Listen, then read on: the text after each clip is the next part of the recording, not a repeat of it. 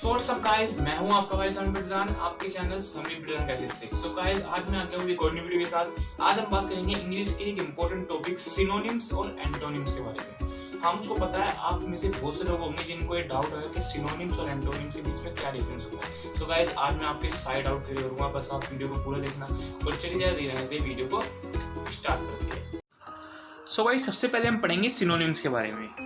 हम देखेंगे सिनोनिम्स को हम आसान तरीके से कैसे समझ सकते हैं।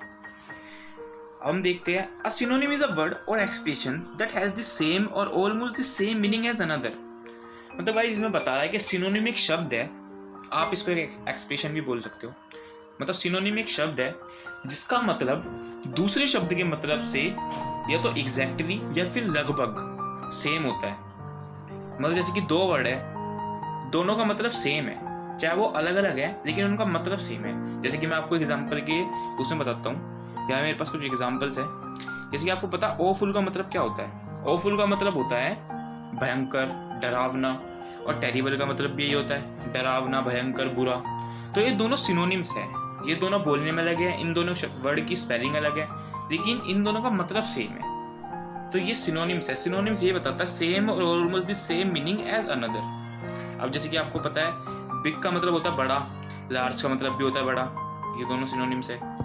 स्मार्ट का मतलब होता है होशियार, क्लेवर मतलब भी होशियार, चतुर, वही। फोटोग्राफ, फोटो, पिक्चर, वही चीज। यहाँ पे इमेज भी आ सकता था। मतलब शब्द अलग अलग है लेकिन उनका मतलब सेम है।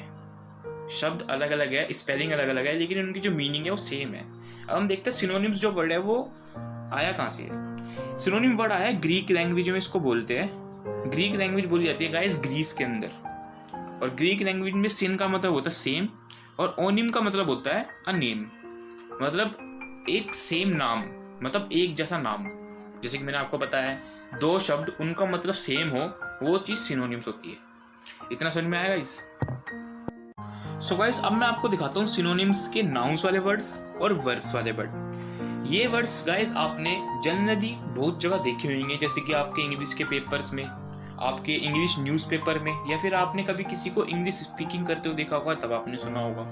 अब हम इसके नाउन्स देखते हैं। जैसे कि बेली, स्टमक। आपको खुद ही समझ में आता होगा कि जो सिनोनिम्स का कंसेप्ट है ये है क्या। Children, kids, disaster, catastrophe. Disaster मतलब तबाही, कैटास्ट्रोफी मतलब तबाही। Earth, soil, father, dad, happiness, joy. और हाँ गाइस, इन वर्ड्स को आप अपनी कॉपी के अंदर भी जरूर नोट कर लेना, क्योंकि उससे आपको और अच्छी तरीके से सिनोनिम्स का कंसेप्ट याद रहेगा और समझ में आएगा और आप अपने एग्जाम में इनको अच्छे से कर पाओगे। Instinct, intuition, mother, mom, present, gift, sunrise, dawn. So guys, अब हम देखते हैं सिनोनिम्स की वर्ब्स। वर्ब्स में गाइस जैसे कि आपको पता है आंसर, रिप्लाई मतलब जवाब देना, beat, defeat, behave, act, begin, start. Begin मतलब शुरू करना, स्टार्ट मतलब शुरू करना। क्लोज बंद करना, शट मतलब बंद करना। लीव छोड़ना, एक्सिट मतलब छोड़ना। Provide supply, select choose. Shout yell, shout मतलब चिल्लाना, येल मतलब चिल्लाना। स्पीक टॉक, स्पीक मतलब बोलना, टॉक मतलब बोलना। तो भाई जैसे कि आप देख सकते हैं ये वर्ड्स बहुत आसान होते हैं। सिनोनिम्स का समझना बहुत आसान है, बस आप थोड़ा सा इन वर्ड्स पर ध्यान लगाओ और जो इन सिनोनिम्स की जो कंसेप्ट है इसको थोड़ा समझो। ये बहुत ज़्यादा आसान है और आपके अगर पेपर में आएंगे तो आप इसमें अच्छे से नंबर ला सकते हो। अब गाइस हम देखते हैं एंटोनिम्स के बारे में। एंटोनिम्स क्या होते हैं यहाँ हम देखते हैं गाइस एंटोनिम्स होते क्या है। एंटोनिम्स को हम अच्छे से कैसे समझ सकते हैं। An antonym is a word that means the opposite of another word। मतलब गाइस हमने भी थोड़ी देर पहले पढ़ा है सिनोनिम। सिनोनिम ने हमने पढ़ा है कि वर्ड होते हैं दो, उनका मतलब सेम होता है। लेकिन एंटोनिम्स में गाइस ये है कि दो वर्ड होंगे, उन दोनों का मतलब अलग अलग होएगा, वो एक दूसरे से अपोजिट होंगे। जैसे कि मैं आपको समझाता हूँ एग्जाम्पल के लिए।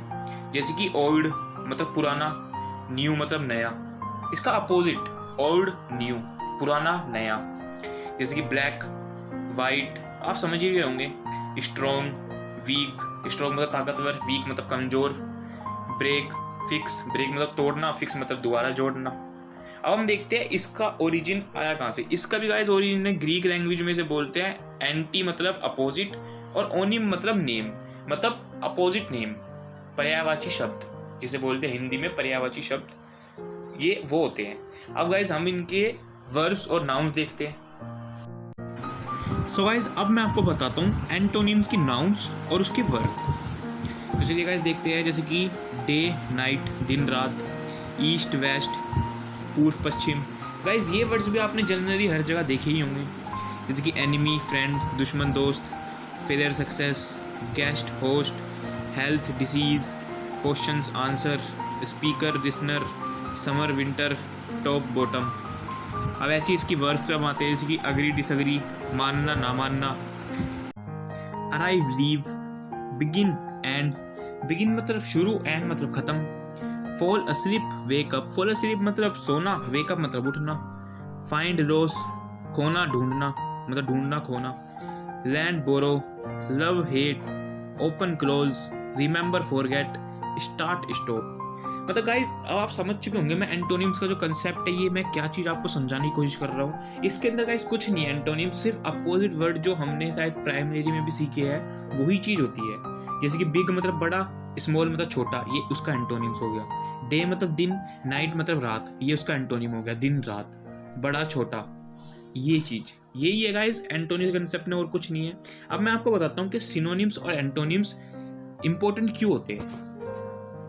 सो गाइज अब हम देखते हैं why are synonyms and antonyms important, मतलब सिनोनिम्स और एंटोनिम्स इंपॉर्टेंट क्यों है। Knowing synonyms and antonyms can help you express yourself better, more clearly. मतलब सिनोनिम्स और एंटोनिम्स जानने से सबसे पहले तो हमारी जो इंग्लिश वोकैबुलरी होती है, जो हम इंग्लिश के जो वर्ड्स होते हैं उनके बारे में जान लेते हैं कि इसका मतलब ये है, इसका मतलब वो है, तो हम अपने आप को अच्छे से ना एक्सप्रेस कर पाते हैं किसी के सामने। हम किसी को अपनी बात बता रहे हैं इंग्लिश के अंदर, तो हम उसको अच्छे से अपने आप को एक्सप्रेस कर पाएंगे अपनी चीज़ को। अब हमारी जो बात है, हम जो समझाना चाह रहे हैं उस चीज़ को, सबसे पहला तो उसका फायदा ये है, if you know different words that describe the same thing but in a slightly different way or from a different angles, you can choose the best word synonym to use. अब हम गाइस किसी को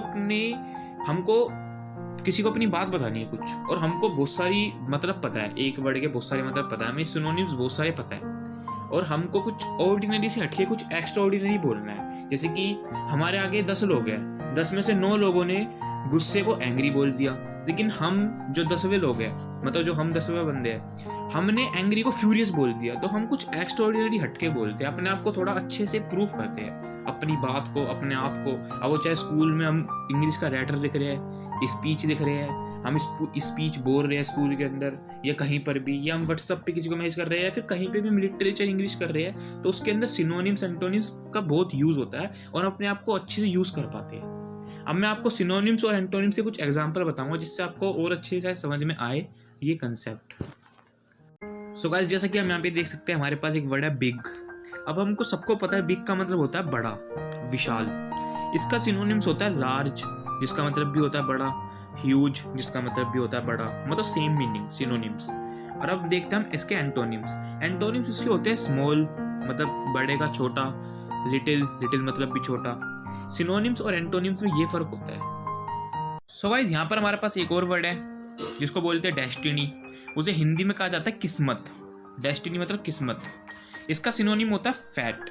fat मतलब मोटापे वाला fat नहीं, FATE fat. Fat मतलब किस्मत। लक मतलब भी किस्मत होता है, लक आपको पता ही है, लक, लक्की। अब इसके एंटोनिम्स में हम आते हैं। इसका एंटोनिम होता है जिंक्स। जिंक्स एक वर्ड होता है जिसका मतलब होता है बदकिस्मती। अब किस्मत है, किस्मत का अपोजिट होगा बदकिस्मती। बैड लक, बैड लक भी आपको पता है, बैड लक का मतलब होता है बदकिस्मती। ये उसके सिनोनिम्स और एंटोनिम्स में डिफरेंट हो गया। सो गाइस अब हम देखते हैं एक बहुत ही ज्यादा नॉर्मल वर्ड एंग्री, जिसे हिंदी में बोलते हैं गुस्सा। इसका सिनोनिम हो गया फ्यूरियस। फ्यूरियस मतलब भी गुस्सा। ऑफेंड, ऑफेंड मतलब भी गुस्सा होता है। इसके हम एंटोनिम्स पे आते हैं, तो इसका एंटोनिम्स हो गया पीस। अब कोई गुस्सा है तो उसका उल्टा आएगा शांत। पीस मतलब शांति। फिर दूसरा इसका एंटोनिम हो गया काम। काम मतलब भी गाइस यही होता है शांति। तो गाइस अगर आपको वीडियो अच्छी लगी तो please like, share and subscribe to my channel. और गाइस अगर आपको स्टडी से रिलेटेड ऐसी और भी वीडियो देखनी है तो लिंक इन डिस्क्रिप्शन जाओ, अभी जाके देखो। और गाइस अगर आप चाहते हो इंग्लिश ग्रामर से रिलेटेड ऐसी और वीडियो देखना तो please subscribe to my channel. मैं आपके लिए शॉर्ट वीडियो लाता रहूंगा।